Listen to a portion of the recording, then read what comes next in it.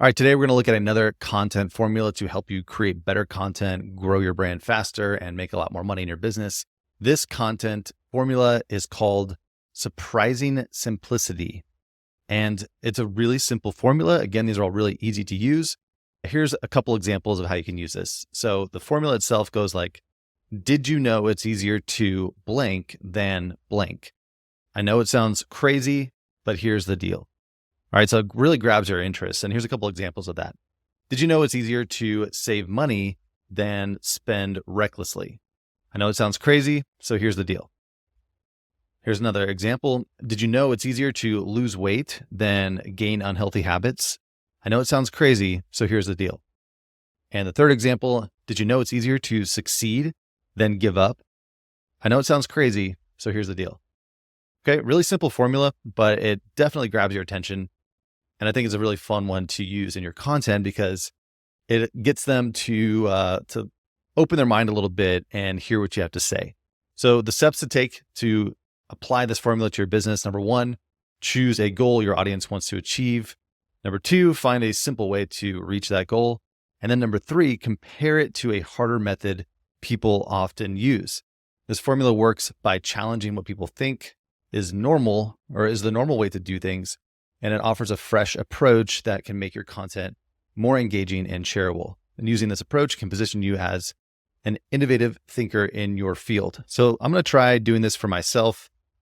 I'm going to use Claude AI here for my brand to see what it comes up with. So I already told Claude about this prompt or about this formula, and it knows a little bit about my business. So I want to see what it came up with.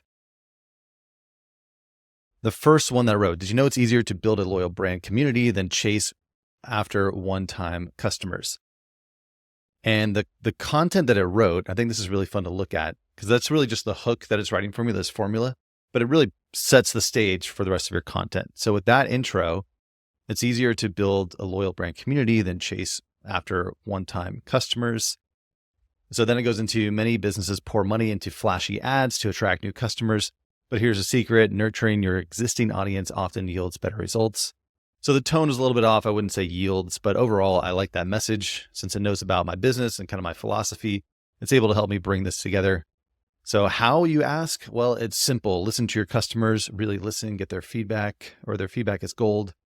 Solve their problems consistently, be their go-to resource, create spaces for them to connect. A Facebook group or regular live Q&As work wonders. Celebrate their wins when they succeed using your product or advice. Shout it from the rooftops. I like these tips a lot. So the AI did a great job of starting with that formula and then writing content that backs it up. And, all you're trying to do at this point is prove your case with this formula, but that hook will grab people's attention, get them to listen. Now you have a chance to explain your philosophy and tell some of your story. So let's see here. I've seen businesses triple the revenue by focusing on community over constant acquisition. It's not just about sales. It's about creating raving fans who spread the word for you. And then at the end, it even asks a little question: what's one way you could start building your brand community today? Share your ideas below. So that right there, first one out of the gate, is a really good piece of content. I think I would just tweak a couple words and I would fully back that content for myself. And I actually do believe in that because I've helped a lot of clients with very small audiences make six-figure brands or really do six-figure launches of their courses with 500 or less people in their audience. So there is a lot of truth to like building a tight-knit community around your brand and focusing on their success versus always chasing other clients. So I love this. For me, there's many layers of advice I'm giving you today. The AI wrote up this one for me, which I fully agree with. So there's a good shortcut for you today. Is focus on helping the people you have right now succeed. But this formula itself is a great one for you to use in your business to help you tell your stories and get your message out there, your philosophy, your ideas. It can help position it in a way that's more interesting to your audience and get your creativity flowing. And using AI will help you get that first draft out of your head. And you could write several posts like this, with one of these formulas. If you want all 100 plus formulas, plus an AI shortcut to help you create content with those formulas, just go to designhacker.com/formulas.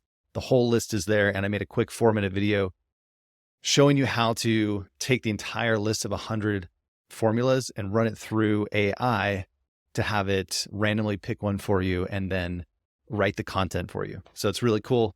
Check it out. It's totally free. I just want to look through here at a few of the results that Claude wrote up today. Did you know it's easier to create engaging content than to constantly chase trends? I know it sounds crazy. That one's a little bit far-fetched, but I'm curious how it backed that up. Let's see. Trend chasing is exhausting. You're always playing catch up. And by the time you hop on a trend, it's often fizzling out. Instead, try this approach. Know your audience inside out. What keeps them up at night? Solve real problems. Address those pain points directly. Tell stories. Humans are wired for narratives, not just facts. Be consistent. All right, let's see how it brought all this together. I recently shifted from chasing trends to focusing on my audience's core needs. The results, my engagement rate doubled, and my content now sparks real conversations. Okay, maybe, I don't know. This one's a little bit far-fetched. I would try scanning through a different one. Did you know it's easier to network authentically than to perfect your elevator pitch? Ooh, I like this one a lot. That's a really good one. We've all been there rehearsing that perfect 30-second spiel about who we are and what we do. But here's the truth. People connect with people, not pitches. Oh my gosh, I want to share this one. I like this a lot. Try this instead. Let's see what it gave me. Be curious. Ask genuine questions about others. Listen more than you speak. People love feeling heard. Share your passions, not just your job title. Follow up with no agenda. Send an article they might enjoy or congratulate them on a recent win. I ditched my rehearsed pitch last year and started focusing on real conversations.